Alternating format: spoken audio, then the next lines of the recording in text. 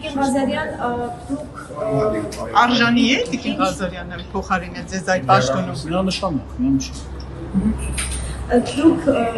ինչ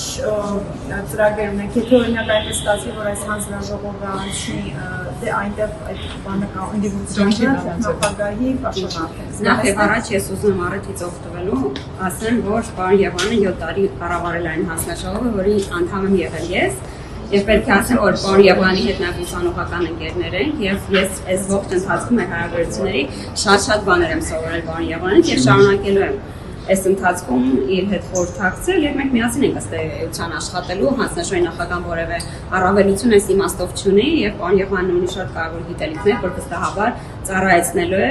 հանուն Հայաստանի Հանրապետության ակտիվ եւ դինամիկ եվրոպական ինտեգրման գործընթացը։ Հանձնաժողովում մնալու եք։ Հուսամ։ Որպես Ամենահավանական թվեր կան սահմանը փոքր, ինքնուրույն արդեն ֆրակցիան կորոշի։ Որտեղ եք թերացել, որ ԿՊ վարչությունը ձեզ այն չտվեց, Ինչի եք դուք միշտ բացասական, դուք ինչի եք միշտ բացասական նայում։ Ես անցած անգամ էլ ասացի, ոչ թե վարչությունը ինչ-որ մեկին չի ընտրում, այլ վարչությունը մեկին ընտրում է։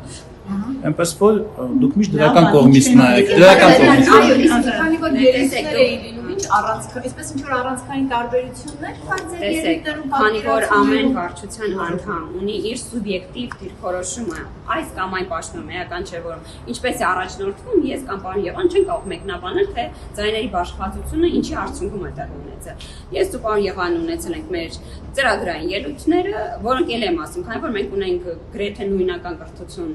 եւ գրեթե նույնական պատկերացումներ, ձայներն էլ աշխատել են այնպես ինչպես բաշխել։ տարբերությունը մեծ էր։ Այս հարցը ես թվում է վարչության։ Դա աշխատակարգային հարց է, դա